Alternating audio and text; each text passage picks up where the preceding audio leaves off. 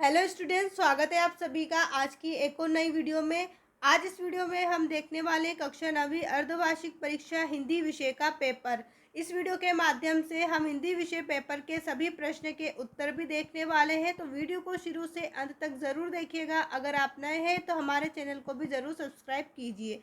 तो चलिए शुरू करते हैं कक्षा 9 अर्धवार्षिक परीक्षा 2025-26 हिंदी विषय का पेपर। यहाँ बच्चों आपको सबसे पहले प्रश्न दिया हुआ है, सही विकल्प चुनकर लिखिए।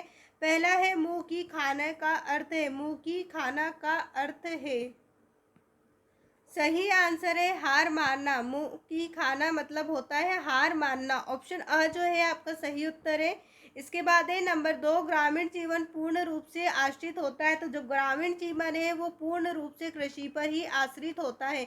ऑप्शन ब जो है वो बच्चों आपका सही उत्तर है। नंबर 3 पर है सीमांत सड़क संगठन कब स्थापित किया गया। सीमांत सड़क संगठन जो है वो 1960 में स्थापित किया गया। ऑप्शन अ आपका सही उत्तर है। इसके बाद है नंबर 4 पर मात्रिक छंद में छंद की गणना की जाती है। तो मात्रिक छंद में छंद की गणना जो है मात्राओं के आधार पर की जाती है। ऑप्शन आ जो है आपका सही उत्तर रहेगा। मात्रिक छंद में छंद की गणना मात्राओं के आधार पर होती है। नंबर 5 पर है रंगीला शब्द में प्रत्यय है। यहाँ पर आपको रंगीला शब्द में प्रत्यय बताना है। तो रंगीला शब्द में ईला जो है वो एक प्रत्यय शब्द है। इसके बाद हम देखेंगे नंबर 6 पर किस स्थान पर महात्मा गांधी द्वारा आयोजित नमक मार्च समाप्त हुआ। तो महात्मा गांधी द्वारा जो नमक मार्च है वो दांडी के स्थान पर समाप्त हुआ। यहाँ पर आपका सही आंसर ऑप्शन स दांडी रहेगा। नंबर 2 पर है रिक्त स्थानों की पूर्ति कीजिए। यहाँ पर आपको रिक्त स्थान की पूर्ति करना है। मेरे नाना पक्के माने जाते हैं। तो मेरे नाना पक्के साहब माने जाते हैं। नंबर 2, 3 वर्णों के समूह को रिक्त स्थान कहते हैं। आंसर है 3 वर्णों के समूह को वर्ण कहते हैं। नंबर 3 पर है असहयोग खिलाफत आंदोलन रिक्त स्थान में शुरू हुआ। तो असहयोग आंदोलन जो है जनवरी 1921 में शुरू हुआ था। इसके बाद है नंबर 4 एकांकी में होते हैं। तो एकांकी में बच्चों एक अंक होता है। नंबर 5 पर है खंड काव्य में जीवन का चित्रण होता है। खंड काव्य में जीवन के एक अंश का ही चित्रण होता है। महाकाव्य में संपूर्ण जीवन का होता है। अब इसके बाद है नंबर 6 पर रस के प्रकार है। तो रस के प्रकार आपको बताना है 10 या 8। तो यहाँ पर रस के प्रकार हम 10 लिखेंगे। रस के जो प्रकार हैं वो 10 हैं। प्रश्न नंबर 3 पर है सत्य सत्य लिखिए। पहला है रसयुक्त वाक्य ही काव्य है, कथन आचार्य विश्वनाथ का है। तो यह कथन बच्चों आपका सत्य रहेगा। रसयुक्त वाक्य ही काव्य है, कथन आचार्य विश्वनाथ का ही है। इसके बाद हम बात करेंगे नंबर 2 पर अलंकार का सामान्य अर्थ है गहना। तो यहाँ पर अलंकार का सामान्य अर्थ गहना, यह कथन आपका सत्य है। नंबर 3, इस जल प्रलय में लेखक तैरना जानता था। क्या इस जल प्रलय में लेखक तैरना जानता था। यह कथन असत्य है। नंबर 4 पर है लेखिका मृदुला गर्ग ने अपनी नानी को देखा था। क्या लेखिका मृदुला गर्ग ने अपनी नानी को देखा था। यह कथन आपका असत्य है। नंबर 5, गया झूरी का मामा था। यह कथन भी आपका असत्य रहेगा। नंबर 6 पर है पक्षियों की मधुर आवाज़ से आम आदमी रोमांचित नहीं होता। तो पक्षियों की आवाज़ से जो आम आदमी रोमांचित होता है, यह कथन आपका असत्य रहेगा क्योंकि इसमें आपको नहीं दिया हुआ है। अब इसके बाद है प्रश्न नंबर 4, सही जोड़ी बनाइए। यहाँ पर आपको जोड़ी बनाना है। पहली जोड़ी है धंत्र रोग। धंत्र रोग को हम मिलाएंगे विसर्ग संधि से।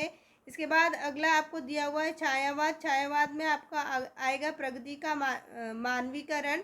नंबर 3, छंद के प्रकार। छंद के 2 प्रकार होते हैं। ग्राम का तद्भव। ग्राम का तद्भव हम मिलाएंगे गांव से। संस्कृति तथा शिक्षा। संस्कृति तथा शिक्षा को हम मिलाएंगे श्यामचरण दुबे। और शत्रु का विलोम रहेगा आपका मित्र। शत्रु का विलोम क्या होता है, मित्र। अब इसके बाद हम बात करें अपने अगले प्रश्न की ओर। तो अगला प्रश्न करने से पहले बच्चों ऐसी इंपॉर्टेंट वीडियो और आईएमपी क्वेश्चन के लिए आप हमारे चैनल को सब्सक्राइब कर सकते हैं, जिससे हर इंपॉर्टेंट वीडियो सबसे पहले आपको ही मिले। साथ ही साथ वीडियो को लाइक करके अपने सभी दोस्तों के साथ भी शेयर ज़रूर करें। चलिए अब हम बात करते हैं प्रश्न नंबर 5 पर, जहां आपको दिया हुआ है एक शब्द या वाक्य में उत्तर दें। यहाँ पर आपको सभी प्रश्नों के उत्तर एक शब्द या एक वाक्य में देना है। पहला प्रश्न है मीराबाई का जन्म कहाँ हुआ था। तो मीराबाई का जन्म मेड़ता के समीप चौकड़ी गांव में हुआ। नंबर 2 है रसखान किस भक्ति में दिन रात लीन हो गए। तो रसखान जी जो है भगवान श्री कृष्ण की भक्ति में दिन रात लीन हो गए। नंबर 3, नीति श्रृंगार और प्रेम किसकी कविता के विषय है। नीति श्रृंगार और प्रेम जो है रहीम के कविता के विषय हैं। नंबर 4 पर है कक्षा 9 तथा शिक्षा प्राप्त करके ही, कक्षा 9 तक शिक्षा प्राप्त करके ही कवि बनने का गौरव किसे प्राप्त हुआ? तो कक्षा 9 तक ही शिक्षा प्राप्त करने पर कवि बनने का गौरव जो है मैथिली शरण गुप्त को प्राप्त हुआ है। नंबर 5 है पंत की कविता में कौन सा दृष्टिकोण अभिव्यक्त हुआ है? तो पंत की कविता में जो है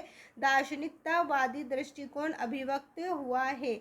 नंबर 6 पे है श्रृंगार रस का स्थायी भाव लिखिए। तो यहाँ पर आपको श्रृंगार रस का स्थायी भाव लिखना है रति।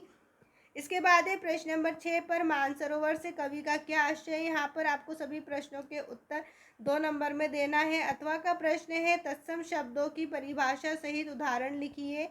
प्रश्न नंबर 7 है मृत्यु का तरल दूध किसे कहा गया है और क्यों? अथवा का प्रश्न पूछा है कांजी हाउस में कैद पशु की हाजिरी क्यों ली जाती होगी?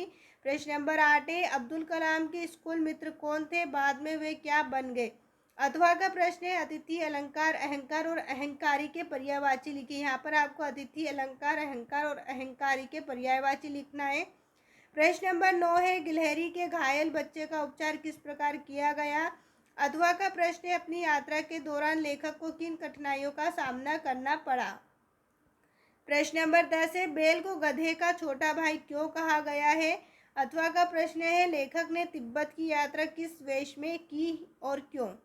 प्रश्न नंबर 11 यात्रा करते समय लेखक और उसके साथियों ने डाकुओं से अपनी जान कैसे बचाई? अथवा का प्रश्न है लेखक के अनुसार जीवन में सुख से क्या अभिप्राय है? प्रश्न नंबर 12 आपके अनुसार वस्तु को खरीदने का आधार वस्तु की गुणवत्ता होनी चाहिए या उसका विज्ञापन? तर्क स्पष्ट करें। अथवा का प्रश्न है कहानी में बैलों के माध्यम से कौन कौन से नीति विषयक मूल्य उभर कर आए हैं? प्रश्न नंबर 13 है छायावादी युग के कोई 4 कवि और उनकी रचनाएं लिखिए। अथवा में आपसे प्रश्न पूछा है कवि का ब्रज के वन बाग और तालाब को निहारने के पीछे क्या कारण है? प्रश्न नंबर 14 है आज की उपभोक्तावादी संस्कृति हमारे जीवन को किस प्रकार प्रभावित कर रही है? अथवा का प्रश्न है किस घटना ने सालिम अली के जीवन की दिशा को बदल दिया और उन्हें पक्षी प्रेमी बना दिया? प्रश्न नंबर 15 है मुंशी प्रेमचंद्र अथवा सूरदास जी का जीवन परिचय निम्नलिखित बिंदुओं पर लिखिए। आपको यहाँ पर मुंशी प्रेमचंद्र अथवा सूरदास दोनों में से किसी एक पर जीवन परिचय लिखना है। प्रश्न नंबर 16 है बालिका मेना के चरित्र की कौन कौन सी विशेषताएं आप अपनाना चाहेंगे और क्यों? अथवा में प्रश्न है कवि ने सच्चे प्रेमी की क्या कसौटी बताई है? प्रश्न नंबर 17 कोयल की कूक सुनकर कवि की क्या प्रतिक्रिया थी? अथवा का प्रश्न है अकर्मक क्रिया एवं सकर्मक क्रिया में 3 अंतर बताइए। प्रश्न नंबर 18 महाकाव्य एवं खंड काव्य में 3 अंतर बताना है। अथवा का प्रश्न है संचारी भाव एवं स्थायी भाव में 3 अंतर। प्रश्न 19 संधि एवं समास में आपको 3 अंतर बताना है। अथवा का प्रश्न है विज्ञापन लेखन की कोई 3 विशेषता आपको लिखना है। प्रश्न नंबर 20 है निम्नलिखित मुहावरों का अर्थ लिखकर वाक्य में प्रयोग करना है। 9 2 11 होना और लोहा लेना। अथवा में आपको प्रश्न दिया हुआ है निम्नलिखित मुहावरों का अर्थ लिखकर वाक्य में प्रयोग करें। चिकना घड़ा होना आंखों में धूल झोंकना। प्रश्न नंबर 21 है निम्नलिखित अपठित गद्यांश को पढ़कर नीचे लिखे प्रश्नों के उत्तर लिखिए। यहाँ पर आपको एक अपठित गद्यांश दिया गया है, उसके नीचे आपको प्रश्न दिए गए हैं। इन सभी प्रश्नों के उत्तर आपको ऊपर अपठित गद्यांश में से पढ़कर देना है। प्रश्न नंबर 22 है सचिव माध्यमिक शिक्षा मंडल मध्य प्रदेश भोपाल को आवेदन पत्र लिखकर अंक सूची की द्वितीय प्रति मंगवाइए। अथवा का प्रश्न है अपने छोटे भाई को उसके जन्मदिवस के अवसर पर बधाई पत्र लिखिए। प्रश्न नंबर 23 है निम्नलिखित विषय में से किसी एक विषय पर आपको निबंध लिखना है। विज्ञान के चमत्कार, पर्यावरण प्रदूषण, खेल और दीपावली, इन चारों में से आपको किसी भी एक विषय पर निबंध लिखना है। उम्मीद है दोस्तों आपको हमारी ये वीडियो पसंद आई होगी। अगर अभी तक आपने हमारे चैनल को सब्सक्राइब नहीं किया है तो चैनल को जरूर सब्सक्राइब करें। वीडियो को लाइक करके अपने सभी दोस्तों के साथ शेयर ज़रूर करें। वीडियो देखने के लिए आपका धन्यवाद।